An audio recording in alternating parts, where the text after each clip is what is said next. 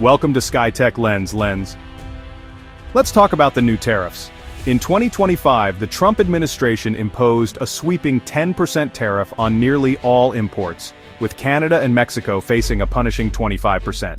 The official story? National security, supposedly to choke off illegal drugs at the border. In reality, it was a blunt economic tool, promising a $300 billion windfall for the U.S. Treasury. Steel and aluminum imports were hit even harder, with tariffs up to 50%. Customs revenue soared, $22.2 billion in June alone, triple the pre-tariff days. But the volume of imports dropped 13%, a clear sign that these tariffs were a hidden tax. The cost? Passed from importers to retailers and finally to American consumers.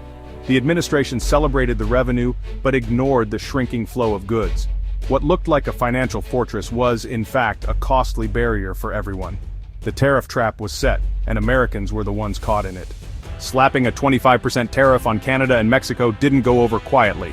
Mexico's President Sheinbaum called it political blackmail and began planning a $700 billion trade pivot, rerouting goods through Canada, bypassing the U.S.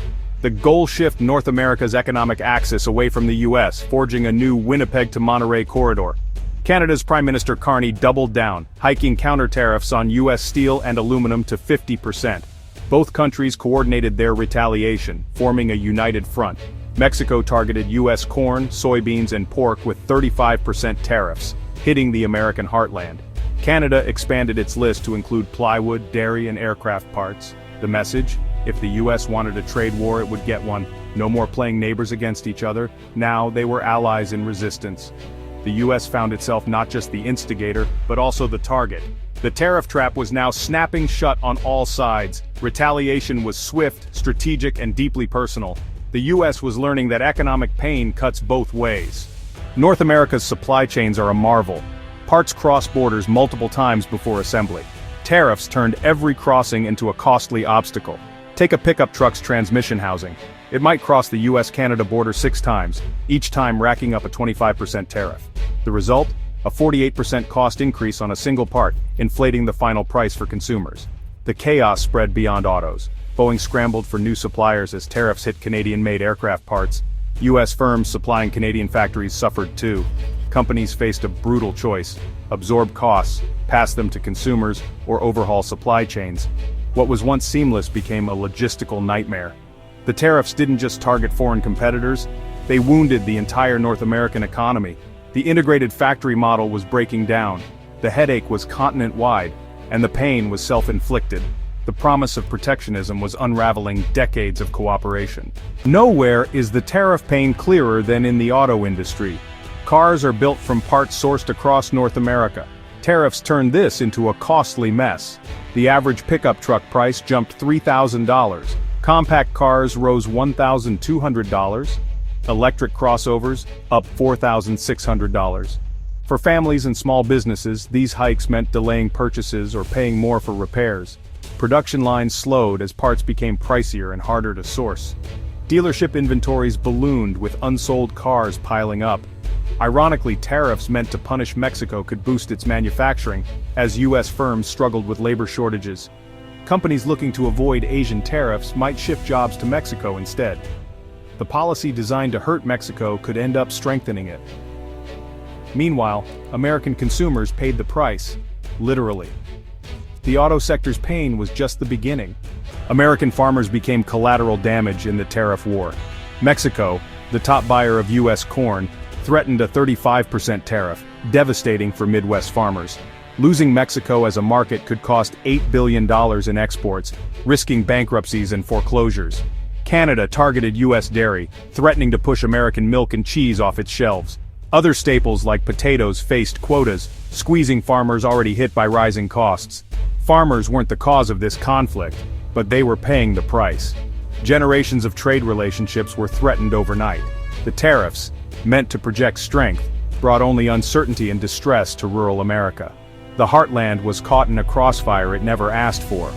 The tariff fight spilled into energy, threatening a vital North American network.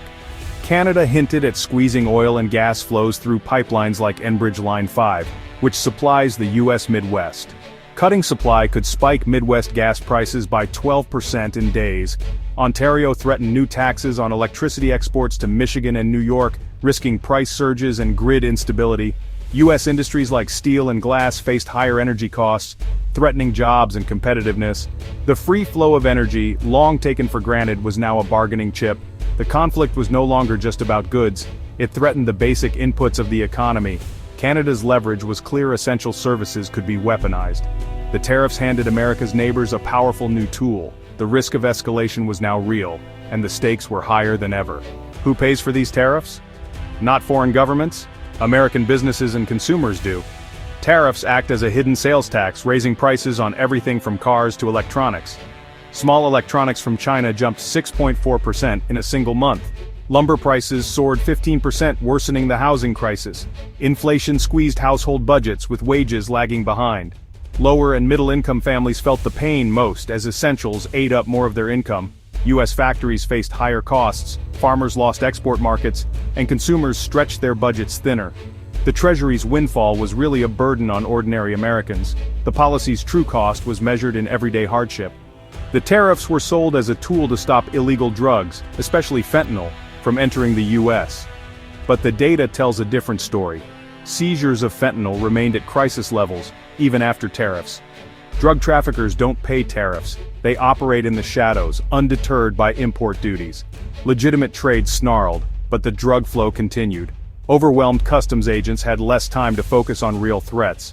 The tariffs and the drug crisis were never truly connected. Solving the fentanyl epidemic requires law enforcement, intelligence, and public health, not blanket trade barriers. The policy was a sledgehammer where a scalpel was needed. Collateral damage mounted, but the core problem remained. The tariffs missed their target entirely. The tariffs, meant to show strength, triggered a multi-front economic conflict. Allies retaliated, supply chains broke down, and American families paid more for less. The industries meant to be protected now face higher costs and global competition. The drug crisis remains unsolved. Instead of security, the U.S. got chaos and isolation. The real casualties? American workers, farmers, and consumers. This was an economic own goal, deep, painful, and avoidable. Maybe it's time to try cooperation instead of confrontation. Subscribe the channel Skytech-Lens for more updates. Thanks.